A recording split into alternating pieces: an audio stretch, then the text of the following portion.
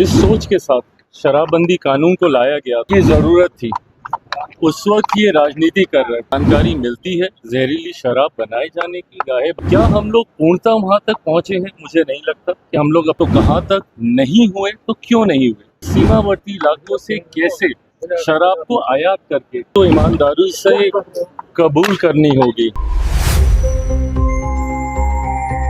नेता प्रतिपक्षों के आदत सी बन गई।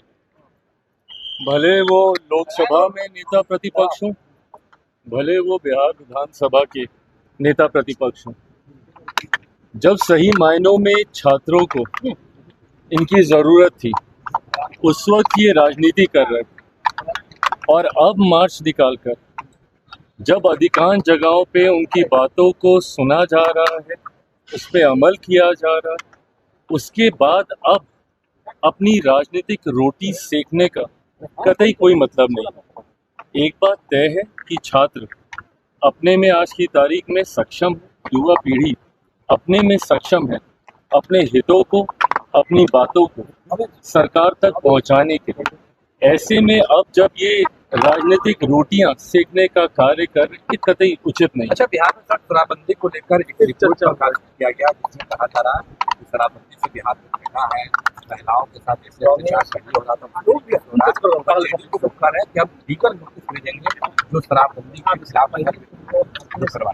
देखिए, ये बात पहले तो ईमानदारी से कबूल करनी होगी कि जिस तरीके से, जिस सोच के साथ शराबबंदी कानून को लाया गया था, उस वक्त हम लोग विपक्ष में थे, पर उसके बावजूद हम लोगों ने समर्थन मजबूती से इसका किया था। पर जिस सोच के साथ इस कानून को लाया गया था, पूरी तरीके से अभी भी ये इम्प्लीमेंट तो नहीं हो पाया।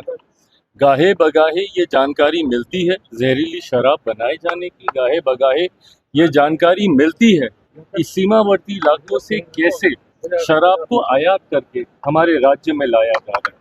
ये जन जागरूकता का विषय है, लोगों को ये समझाने का विषय है कि इस तरीके के कानून की ज़रूरत क्यों है।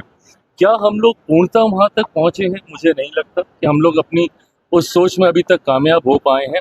इस सोच को पूर्ण करने के लिए आने वाले दिनों में जो ज़रूरी कदम उठाने होंगे, मैं मानता हूँ सरकार तमाम घटक दलों के साथ बैठकर उस पर चर्चा करके जो बदलाव की जरूरत होगी जरूर उसको अमल किया जाएगा। शराबबंदी पर समीक्षा एक बार करनी चाहिए। कम से कम 10 साल हो गए हैं, क्या खोया क्या पाया। ऑफ कोर्स समीक्षा होनी चाहिए, क्यों नहीं होनी चाहिए।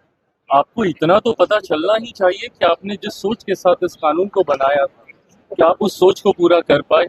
जिस जागरूकता अभियान के साथ आप इसको गांव-गांव तक लेकर जाने का प्रयास कर रहे थे, क्या उसमें हम लोग सफल हुए? सफल हुए तो कहाँ तक, नहीं हुए तो क्यों नहीं हुए। नहीं हो पाए तो उसमें क्या बदलाव करने की जरूरत है ताकि हम अपने उस लक्ष्य को प्राप्त कर सकें। ये तमाम बातें तभी संभव है जब सही मायनों में इसकी समीक्षा की जाए।